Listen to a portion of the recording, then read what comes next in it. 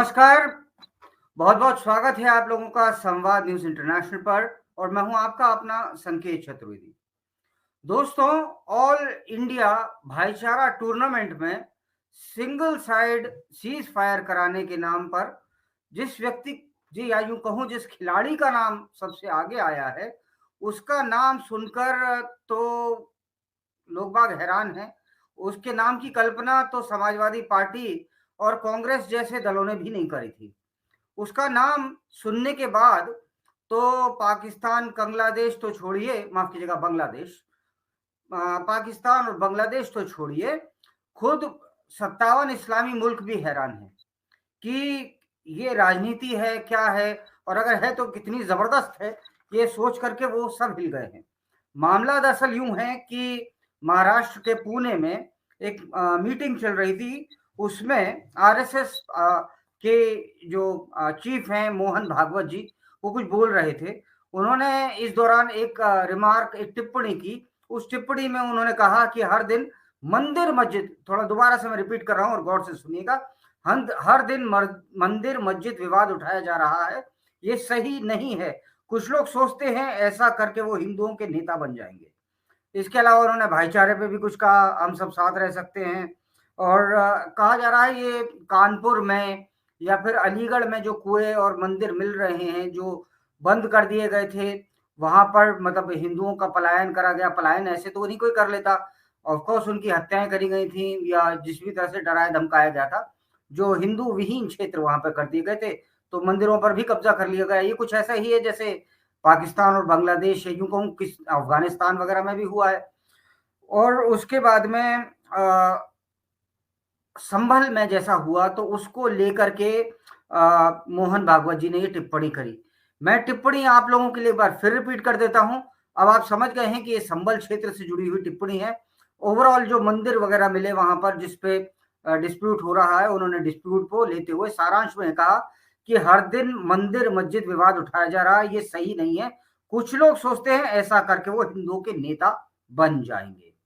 अब इससे भी मज़ेदार और रोचक बात तो ये है, जैसे मैं आपको पहले से बता चुका हूँ, इस मामले में कई लोग उनके समर्थन में भी उतरे हैं।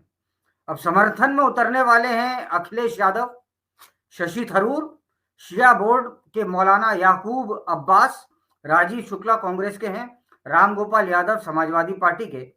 अब ये इतने महान धुरंधर लोग हैं और आप जानते भी हैं इनका कैसा कैरिज़मेटिक बिहेवियर रहा है। अब मेरा भी प्रश्न एक ये है कि जब ये सब लोग मोहन भागवत की इतनी मानते हैं और इतना उनको आदर सम्मान दे रहे हैं, तो प्रश्न यहाँ पर ये आता है कि ये लोग कब जाकर के शाखा में जॉइन कर रहे हैं।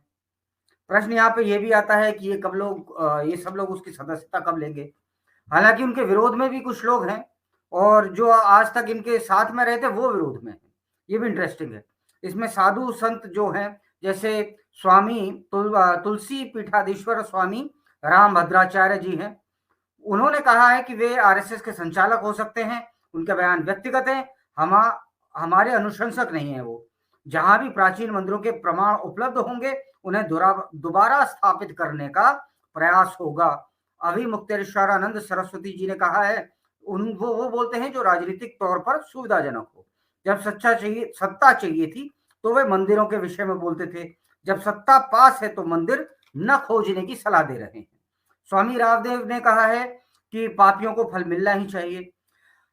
यहाँ मेरा एक छोटा-सा प्रश्न है, इसके बाद मैं डिबेट शुरू करता हूँ और प्रश्न मेरा ये है कि देखो साहब, अगर मान लीजिए मंदिर मिल रहे हैं, तो हम किसी का कुछ छीन तो नहीं रहे हैं। हम वही माँग रहे हैं जो कानूनी तौर पे हमारा है, जो हमसे छीन लिया गया था और हम उसे कानूनी तौर पे माँग रहे हैं। कि भई ये हमारा था, हमें दे दो। अदालत ने कहा ये हमारा है, अब हमें दे दो। तो अपनी चीज़ माँग लेने से, वापस माँग लेने से कानूनी तौर पे भाईचारा कहाँ से खतरे में आ जाता है। क्योंकि मैंने आपको बताया ना पहले भाईचारे की भी बात उन्होंने करी है। दूसरा प्रश्न ये है कि अगर मान लीजिए भाईचारे पे बात हो रही है, तो महाराणा प्रताप और शिवाजी, महाराणा प्रताप ने घास की रोटी क्यों खाई थी? नहीं खाते ना, भाईचारा बिगड़ जाता। सत्ता स्वीकार कर लेते अकबर की, कोई दिक्कत थोड़ी ना थी, भाईचारा वहीं का वहीं बना रहता। अब मान लीजिए वो लोग आज ज़िंदा होते महाराणा प्रताप, शिवाजी, तो आज के जो प्रिज़्म है सेक्युलरिज़्म का, उसमें वो लोग कहाँ फिट बैठते? कहीं उन्हें भी तो ये लोग जेल में नहीं डाल देते कि आपकी वजह से भाईचारा खतरे में आ रहा है। अब जो इन्होंने कहा है मोहन भागवत जी ने, आरएसएस के लिए तो इम्पोर्टेंट है ही। बीजेपी की हवाइयाँ उड़ी पड़ी हैं, बीजेपी को समझ में नहीं आ रहा वो किस प्रकार से रिएक्ट करे, क्या बोले, क्या ना बोले, कुछ समझ में नहीं आ रहा। एक दिन लग गया अब तक। आप सोचिए, बड़े-बड़े सुधांशु त्रिवेदी जैसे प्रवक्ता कुछ नहीं अब तक बोल पाए हैं। तो इस सब के लिए बात करने के लिए मैंने बुलवाया है एक ऐसे व्यक्ति को जो बोल पाए, जो इस मुद्दे पे बोल पाए, क्योंकि ये मैं आपको बताऊँ ईज़ी सब्जेक्ट नहीं है, it is something very difficult. क्योंकि अगर भारत में सबसे ताकतवर संगठनों में सबसे ताकतवर व्यक्ति की बात हो, तो मोहन भागवत से ना तो ज़्यादा कोई ताकतवर है, ना उनसे ज़्यादा कोई फॉलोअर्स किसी के हैं और ना ही उनसे ज़्यादा मतलब मैं कहूँ विद्वान, करिस्मेटिक या शायद 2-4 और मैं शब्द बोल दूँ, तो भी मतलब वो शायद सर्वश्रेष्ठ पे रहें भारत के टॉप 10 टॉप फर्स्ट में ही रादर, टॉप 10 में गलत बोल गया।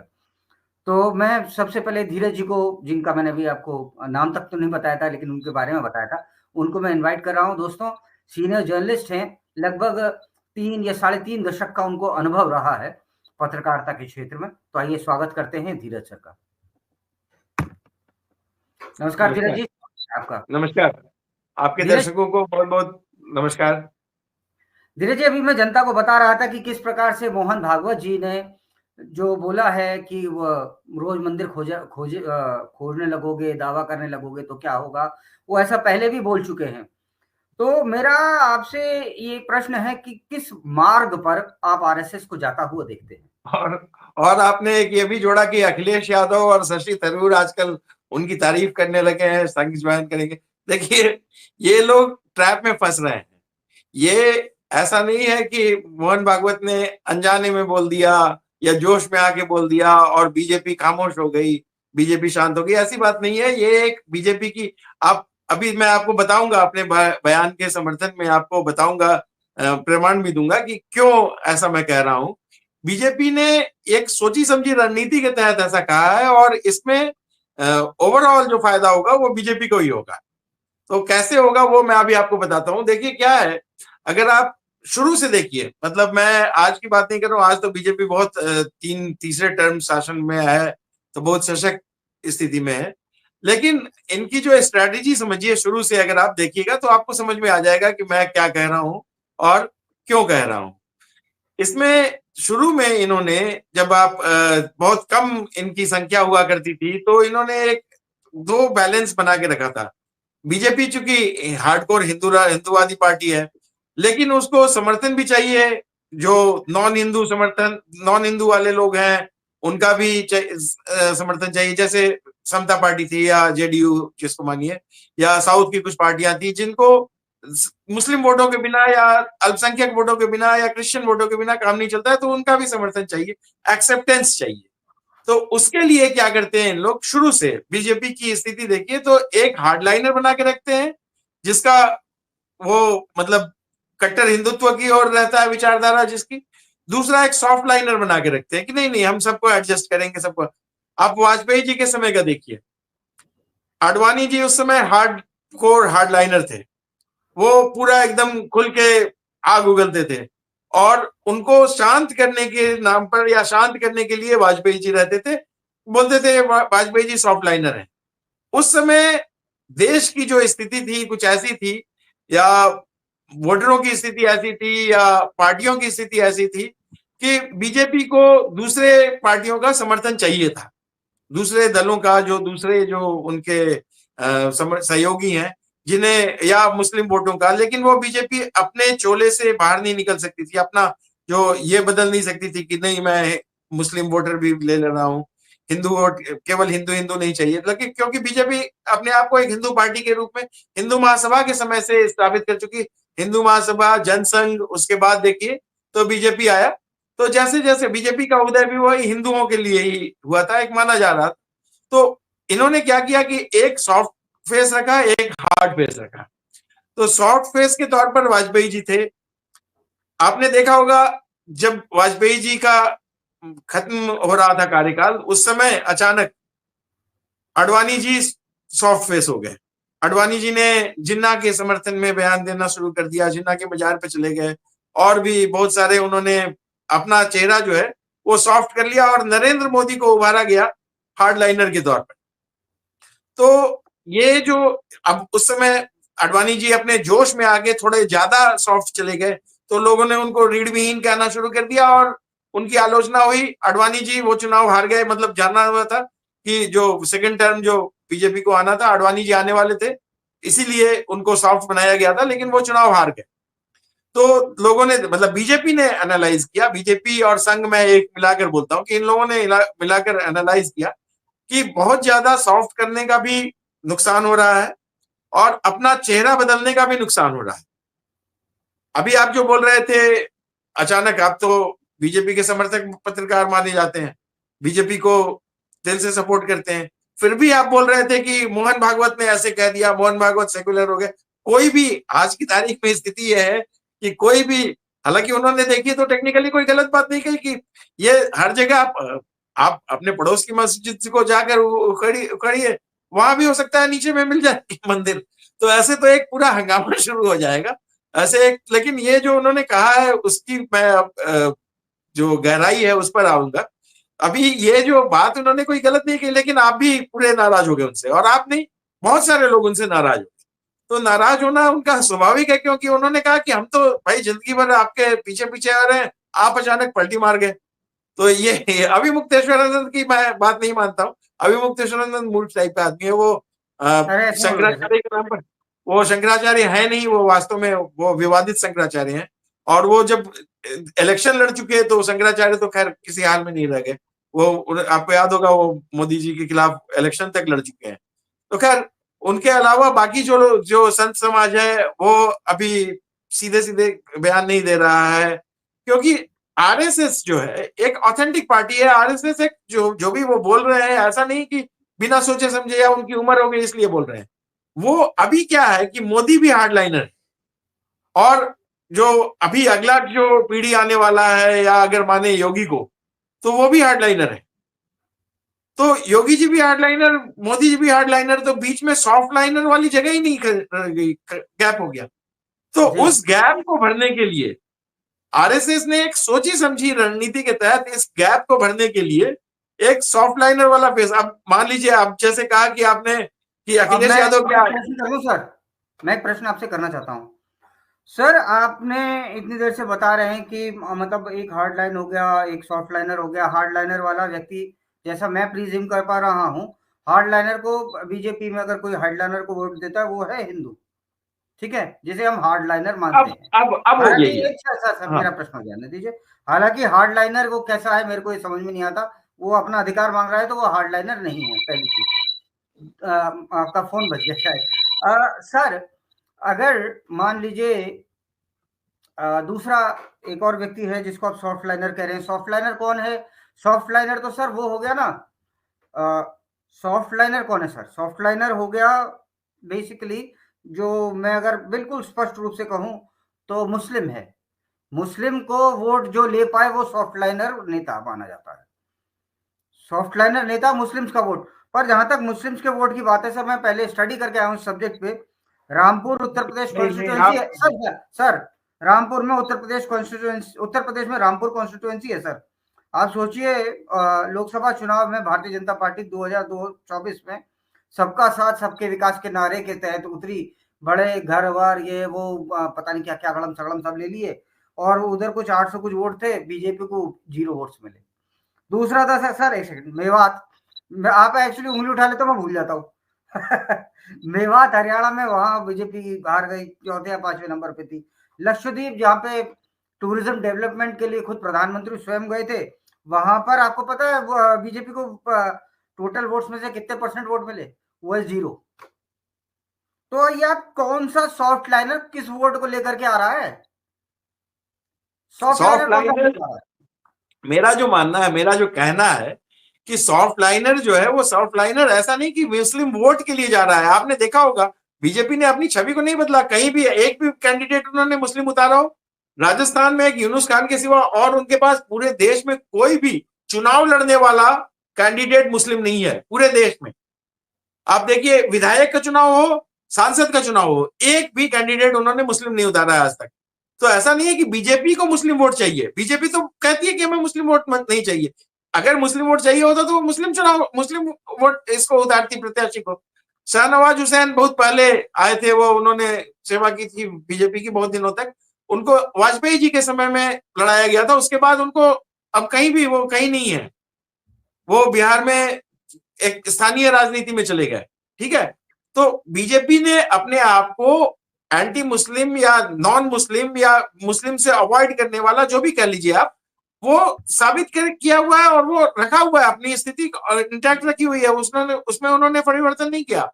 सॉफ्ट लाइनर कहने का मेरा मतलब ये है कि ये जो सेकुलर तथाकथित जो पार्टियां हैं, ये जो अभी चिपक रही हैं कि नहीं, अभी अब अखिलेश चिपकने लगे ना, तो अखिलेश को राजनीति में कोई भी चीज, कोई भी अछूत नहीं रहता, कोई भी ये नहीं रहता, तो उनको अछूत नहीं रह जाए, उनको कल को उनको साथ लेना पड़े अगर कहीं भी किसी भी राज्य में। अभी बीजेपी को केंद्र में ही कई राज्यों, कई दलों का समर्थन लेना पड़ा है, उसमें से कई चंद्रबाबू दल नायडू, ऐसे हैं, नीतीश कुमार, उसमें चंद्रबाबू से नायडू, कई दल नीतीश ऐसे कुमार। हैं जो हार्डकोर मुस्लिम वोटर पर हैं, तो वो अपने वोटरों को क्या जवाब देंगे कि हम एक कट्टर हिंदू के साथ चलेंगे? तो उन्होंने उसके लिए उन्होंने हमेशा एक चेक बैलेंस बना के रखा हुआ है, कोई भी पार्टी, क्योंकि यहाँ संविधान तो धीरज सर, सेकुलर है। चलिए, ये तो मेरे को, मैं ये बात समझता हूँ कि राजनीति में ऐसे कई फैसले होते हैं जो लेने पड़ते हैं, परंतु ये फैसले बड़े अजीबोगरीब हैं। कई बार लोगों की भावनाएं भी हर्ट होती हैं।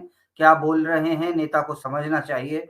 और जो मतलब ये मेरे को जो ये फैसला है ना सर, ये मेरे को ऐसा लगता है ये आउट ऑफ इस बात से निकला है कि अहम ब्रह्मास्मि, मैं जो बोलूं वही सबको मानना पड़ेगा, वही सब ठीक है, ऐसा ही होगा। ये कहीं ना कहीं इसी से निकला है।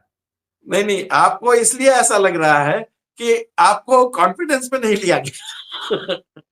तो वैसी बात नहीं है। देखिए क्या है कि इन्होंने अभी बीजेपी, आपने कहा ना सुधांशु त्रिवेदी खामोश है, तो खामोश क्या, उनको खामोश ऐसा थोड़ी, उनको नहीं, लेकिन कुछ लोगों को कॉन्फिडेंस में लिया गया है कि ठीक है आप चुप रहिए, कुछ लोगों को कॉन्फिडेंस में नहीं लिया गया है। तो बीजेपी भी कई सारे लोग जो है वो बौखलाए हुए हैं। आप छोटे लेवल के प्रवक्ता से किसी से बात कीजिए, वो इसकी बोलती बंद रहेगी, नहीं नहीं, वो इधर उधर की बातें करने लगेंगे। लेकिन जो अगर आप राजनीतिक विश्लेषक के तौर पर देखिएगा, तो अभी इनके पास सॉफ्ट लाइनर जो दूसरे दलों से समन्वय कर सके, उसी का अभाव है। क्योंकि सारे लोग तो हम हैं, हम तो जी भाई सौगंध राम की खाते हैं वाला हाल है सबका, तो अभी तो कोई उसमें है ही नहीं। अब वो नमस्ते सदा वत्सले भी अगर थोड़ा सा सॉफ्ट हो जाए, थोड़ा सा, उन्होंने बहुत बड़ा पाया, बहुत ऐसा नहीं कह दिया कि कोई एकदम बिल्कुल उसमें आग लग जाए। उन्होंने कहा कि ये जो डेली डेली का हंगामा चल रहा है उसको थोड़ा सा कम करने की जरूरत है, सर, अपनी बंद चीज करने की। मांगने में आपको हंगामा लगता है, ये मैं जान करके बड़ा ही मेरे को आश्चर्य हो रहा है। बड़े अजीब व गरीब से राजनीति के पथ होते हैं, और ये राजनीति सिर्फ भारत में ये नहीं चलती है, राजनीति की अमेरिका में बड़ा विवशता चलता है भी देखा है, नहीं। आप ये आप एक बात राजनीति। बताइए सर, सर आप कितने सॉफ्ट लाइनर हो, कितने हार्ड लाइनर हो तो भूल ही जाओ। आप ये आपकी जिस प्रकार की यहाँ सेकुलरिज्म चलती है, ये सेकुलरिज्म तो यूरोप एक्सेप्ट नहीं करता।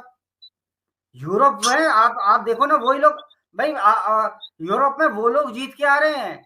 मिलोनी और वो पोलैंड ने कहा था we won't even take even single Muslim. आप देखिए 57 इस्लामिक देशों से जो भागता है वो नॉन इस्लामिक देश में जाता है, फिर वहां जाकर के वो नौटंकी करता है।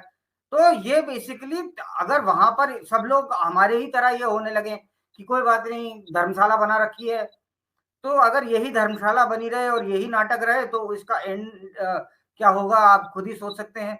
मुझे तो ये लगता है 2050 के बाद में पता नहीं हम भारत भी रह जाएंगे कि नहीं।